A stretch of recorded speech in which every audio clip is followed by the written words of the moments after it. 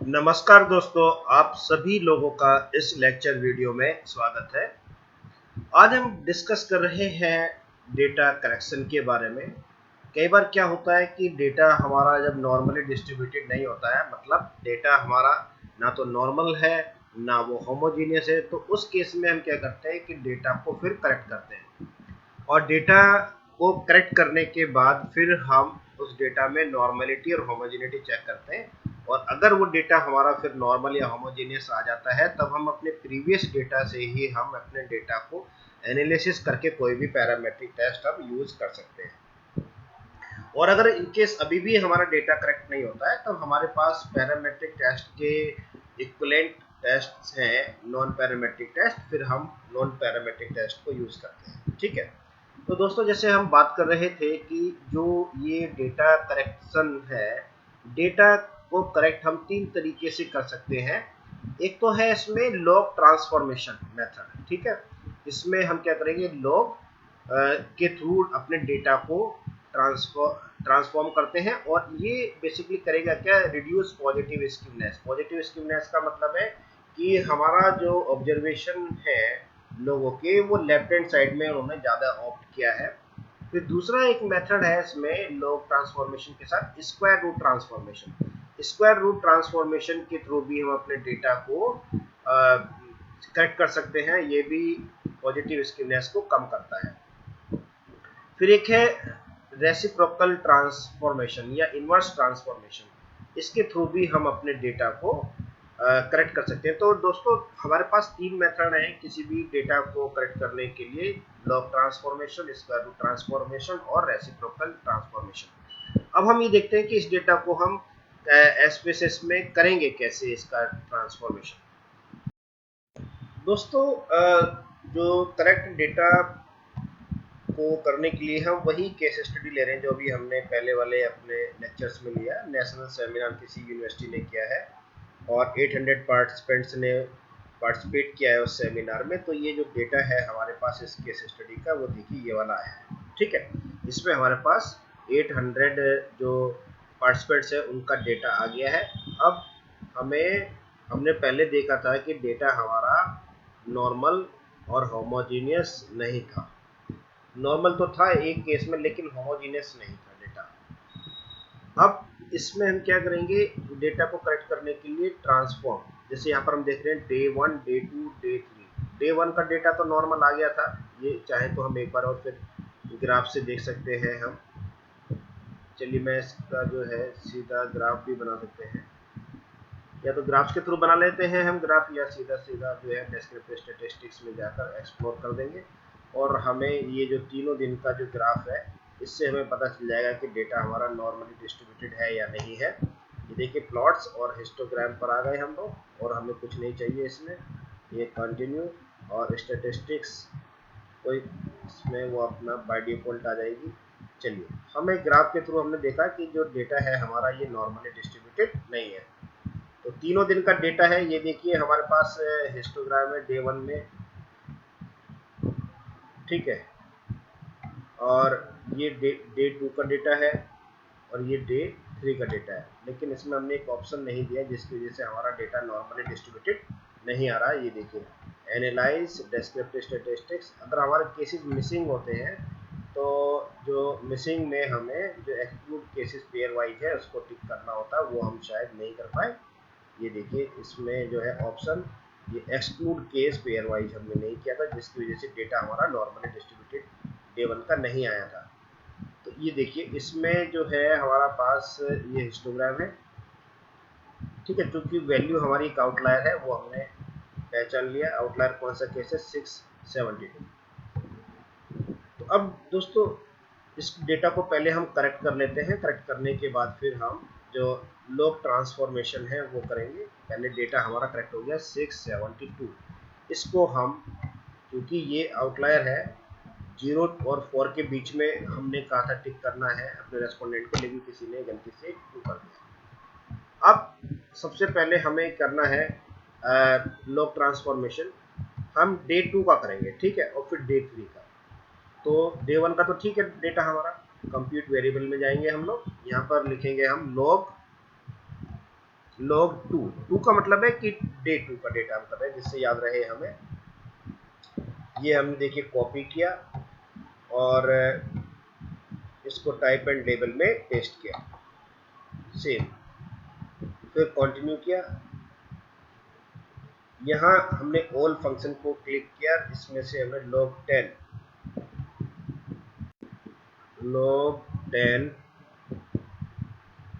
को हम यहाँ पर सेलेक्ट करेंगे। थोड़ा फास्ट करते हैं इसको, ज़्यादा फास्ट हो गया। ये देखिए log10 आ गया इसमें, ये रहा log10।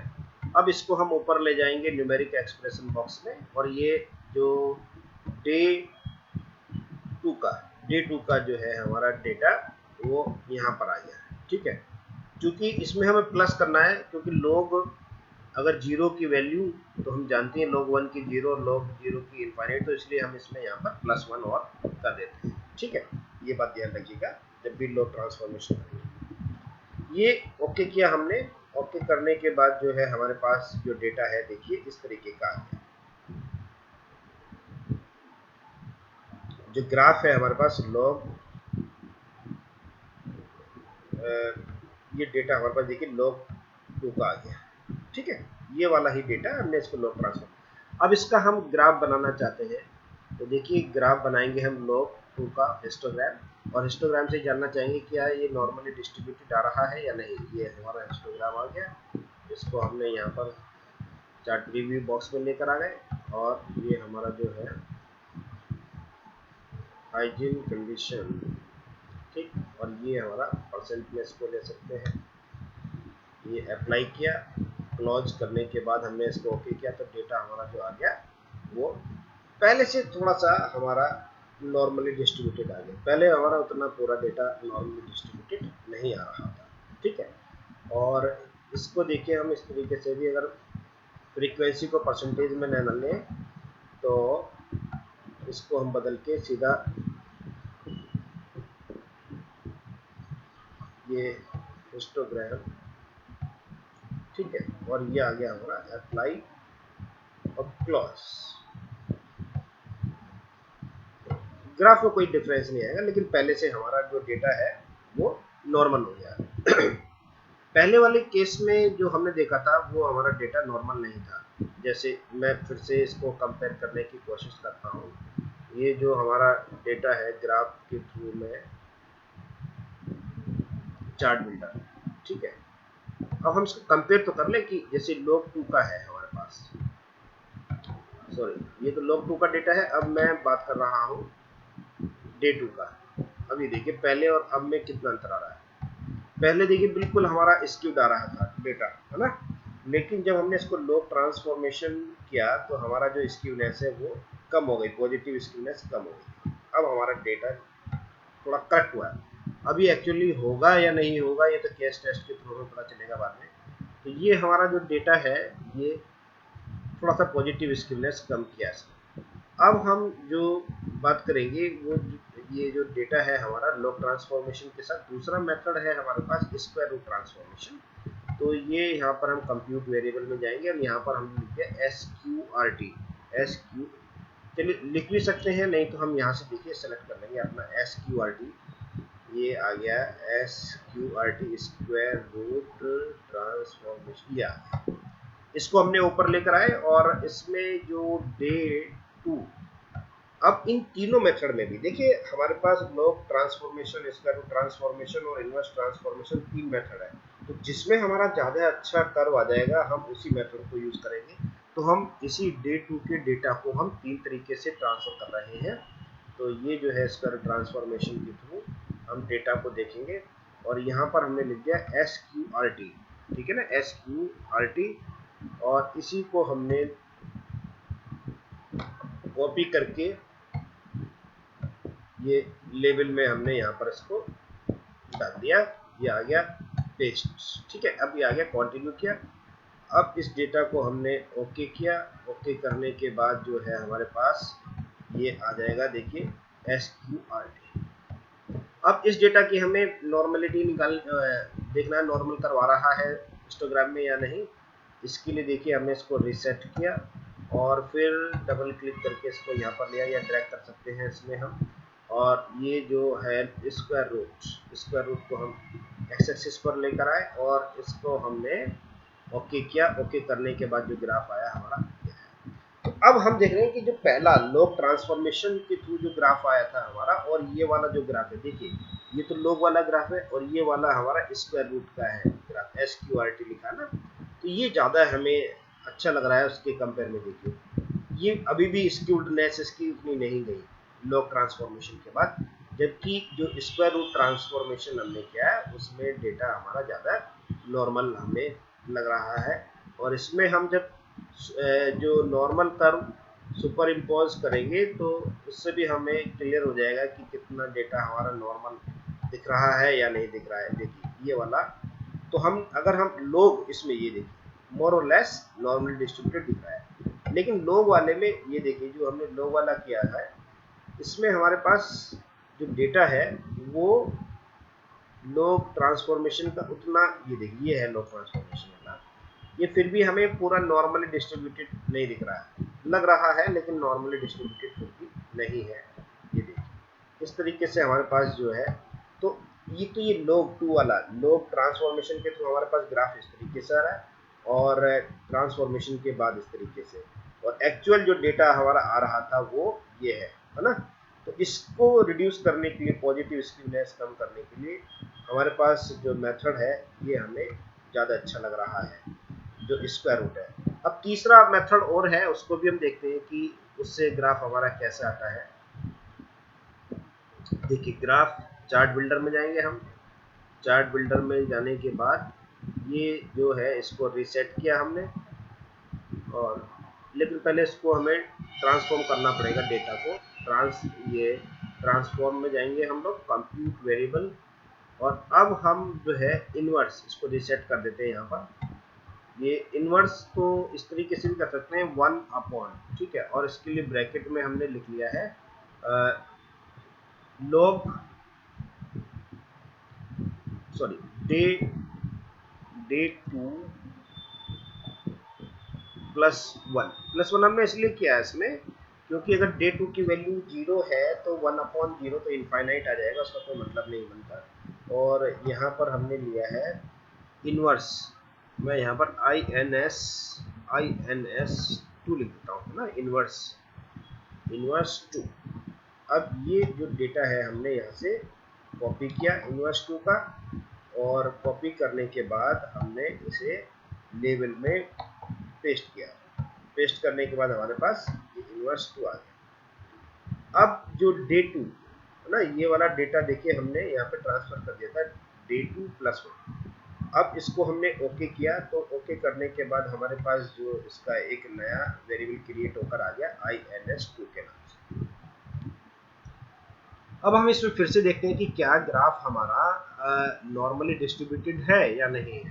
तो इसके लिए देखिए जो हमने हिस्टोग्राम बनाया है, हिस्टोग्राम को इसकी जो वैल्यू है इनवर्स 2 की, ये हमने एक्स एक्सिस पर लेकर आ गए और इसको हमने ओके किया। ओके करने के बाद जो आउटपुट है हमारे पास इस तरीके से आउटपुट आ गया। ये भी हमें मतलब नॉर्मली डिस्ट्रीब्यूटेड दिख रहा है, हालांकि अगर हम देखें कंपेयर करें तो हमारे जो स्क्वायर रूट ट्रांसफॉर्मेशन वाला ये डेटा ज़्यादा नॉर्मल नज़र आ रहा है। इसके ऊपर भी नॉर्मल कर्व हम सुपर इम्पोज करते हैं।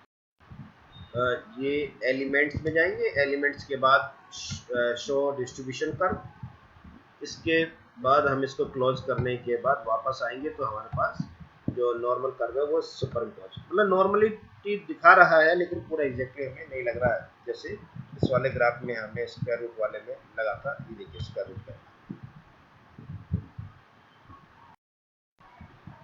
तो दोस्तों ये तो डेटा हमने करेक्ट किया अपना डे 2 का। अब डे 3 का डेटा भी देखते हैं हम करेक्ट करके, लॉग ट्रांसफॉर्मेशन के थ्रू, स्क्वायर रूट ट्रांसफॉर्मेशन के थ्रू और इनवर्स ट्रांसफॉर्मेशन के थ्रू। ट्रांसफॉर्म कंप्यूट वेरिएबल, यह हमने लिख दिया log 3, क्योंकि डे 3 का डेटा हम करेक्ट कर रहे हैं। कॉपी टाइप एंड लेबल में हमने इसको यहाँ पर पेस्ट किया। पेस्ट करने के बाद ये हमारा इसको कंटिन्यू किया और यहाँ से हम पहले इसको हटा देते हैं, इसकी कोई आवश्यकता नहीं है, ये तो इन्वर्स का है। अब यहाँ से log 10 को हम सर्च करेंगे, log 10 आ गया है, ये log 10, ठीक है। इसको हमने ऊपर किया न्यूमेरिक एक्सप्रेशन बॉक्स में, और जो हाइजीन कंडीशन डे 3 की है वो हमने लिया +1। +1 हम क्यों कर रहे हैं, क्योंकि log में वैल्यू। इसको हमने ओके किया। ओके करने के बाद अब हमारे पास जो है जो डेटा है इस तरीके से आ जाएगा log 3 का। अब log 3 में भी हम ग्राफ बनाएंगे। देखिए चार्ट बिल्डर में जाते हैं, चार्ट बिल्डर से जाके हम लोगों ने इसको पहले रीसेट करेंगे, रीसेट के बाद डबल क्लिक करके हमारे पास ये डेटा आ गया, और log 3 को हम एक्स एक्सिस पर लाएंगे और फिर फाइनली हम ओके करेंगे तो हमारे पास ये हिस्टोग्राम आ जाएगा। ये देखिए ये हिस्टोग्राम आ गया हमारे पास log 3 का। ये उतना नॉर्मल हमें नहीं नज़र आ रहा जितना होना चाहिए था। तो अब हम दूसरा मेथड देखते हैं कि कौन सा ज़्यादा इफेक्टिव होगा इसके बाद। तो दूसरे में क्या करेंगे, कंप्यूट वेरिएबल, और अब की इसकी जगह हमने किया स्क्वायर रूट। ये आ गया SQRT3, ठीक है, स्क्वायर रूट ट्रांसफॉर्मेशन के थ्रू। और ये हमने यहाँ से कॉपी किया, कॉपी करने के बाद टाइप एंड टेबल में इसको पेस्ट कर दिया। पेस्ट करने के बाद हम लोगों ने इसको कंटिन्यू किया। कंटिन्यू करने के बाद जो यहाँ ऑल फंक्शन को क्लिक किया, इसमें सबसे नीचे जो हमारे पास है SQRT आ जाएगा, और SQRT को हम ऊपर ले जाएंगे न्यूमेरिक एक्सप्रेशन बॉक्स में। यहाँ से देखिए सर्च करते हैं SQRT, ये रहा SQRT, और ये हमारा ऊपर आ गया। अब ये जो हाइजीन 3 का डेटा है, ये डे 3 का डेटा आ गया, और इसको हमने ओके किया। अब ओके करने के बाद हमारे पास नया वेरिएबल क्रिएट हो गया SQRT। अब इसके थ्रू हम फिर से ग्राफ बनाते हैं। क्या हमारा जो सेकंड मेथड है स्क्वायर रूट ट्रांसफॉर्मेशन वो ज़्यादा इफेक्टिव है log से? तो ये देखिए इसमें हमने फिर से हिस्टोग्राम को, ये सॉरी बार चार्ट आ गया, ये गलत,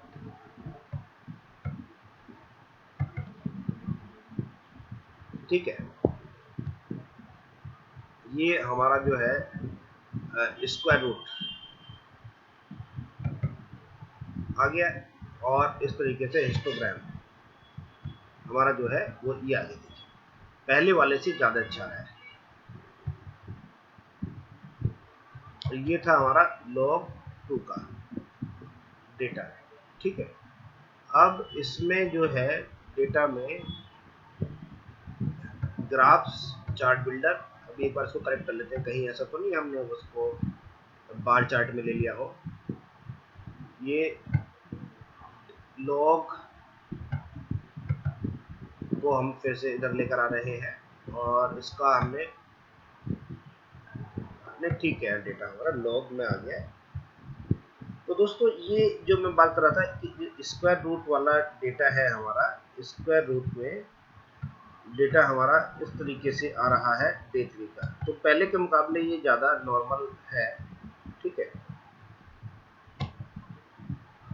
ये देखिए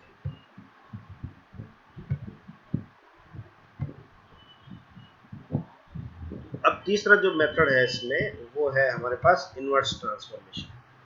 तो ये ट्रांसफॉर्म में जाएंगे, और ट्रांसफॉर्म में जाने के बाद जो डेटा है हमारा इसको रीसेट किया हमने, और यहाँ पर लिख दिया INS3 और इसको कॉपी किया। कॉपी करने के बाद इसको टाइप एंड लेबल में लेकर गए हम लोग, और यहाँ पर पेस्ट किया, पेस्ट कंटिन्यू किया, और यहाँ पर मैं डायरेक्ट लिख देता हूँ 1 बाई, और ब्रैकेट में जो है हमारा डे 3 प्लस 1, ठीक है। तो ये जो डेटा है हमारा इस तरीके से आ जाएगा। एक मिनट, कुछ गड़बड़ है इसमें, 1, अच्छा सॉरी आई दबा दी, आई है, ये 1 होना चाहिए था, यहाँ पे 1 बाई है ना। तो इस तरीके से देखिए हमने जब ओके किया तो हमारे पास एक नया वेरिएबल क्रिएट होकर आ गया, ये है INS इनवर्स वाला। अब इसका ग्राफ फिर बनाते हैं हम। ग्राफ बनाने के बाद देखिए ये डेटा हिस्टोग्राम है ना, और यहाँ हम जो इनवर्स 3 इन्वर्स मेथड को देखते हैं और ओके किया। ओके करने के बाद जो ग्राफ आ गया हमारे पास यहाँ, तो इन्वर्स के थ्रू हमारे पास जो आ रहा है ग्राफ ये आ गया इन्वर्स। ठीक है, तो दोस्तों इस तरीके से जो है हम अपने डेटा को करेक्ट करते हैं। तो 3 मेथड है और तीनों को जो करेक्ट करने का तरीका है वो यही है। ग्राफ में जाएंगे हम, ग्राफ के बाद जो है हमारे पास यहाँ से हिस्टोग्राम सेलेक्ट करेंगे। ठीक है, हिस्टोग्राम सेलेक्ट करने के बाद जो हमारा सारा डेटा है वो एक्स एक्सिस पर लेके जाएंगे 1 बाय 1 वेरिएबल को, और फिर उसके बाद चेक करेंगे कि वो डेटा हमारा लॉग ट्रांसफॉर्मेशन के थ्रू नॉर्मल हुआ या नहीं हुआ, स्क्वायर रूट ट्रांसफॉर्मेशन के थ्रू हुआ या नहीं हुआ, या इन्वर्स के थ्रू। तो जो भी ज़्यादा इफेक्टिव होगा उसी ग्राफ के थ्रू अपने डेटा को चेंज कर लेंगे। तो इस तरीके से ये जो हमारे पास डेटा करेक्शन के 3 मेथड हैं और अपने डेटा को हम करेक्ट करेंगे। और अगर इन तीनों में से डेटा हमारा फिर भी करेक्ट नहीं हो पाता है, फिर हमारे पास जो ऑप्शन है वो है नॉन पैरामेट्रिक टेस्ट का। तो इस तरीके से हमें जो पहले अपने डेटा को, जो भी डेटा है उसकी नॉर्मलिटी चेक करनी है। नॉर्मलिटी चेक करने के लिए हम जो हमारे पास केएस टेस्ट के थ्रू वैल्यू देखेंगे, और होमोजेनिटी चेक करने के लिए लिव-इन टेस्ट की वैल्यू चेक करते हैं। दोनों ही वैल्यू हमारी नॉर्मलिटी और होमोजेनिटी की वैल्यू 0.05 से ज़्यादा होनी चाहिए। इनकेस अगर ये डेटा हमारा नॉर्मल नहीं आ रहा है, होमोजीनियस नहीं है, तब हम अपना डेटा को करेक्ट करते हैं। और इसके लिए मैंने 3 मेथड अभी डिस्कस किए हैं। और अभी भी अगर डेटा हमारा करेक्ट नहीं होता है, फिर हम इसको इसी के इक्विवेलेंट नॉन पैरामेट्रिक टेस्ट को परफॉर्म करते हैं। थैंक यू दोस्तों।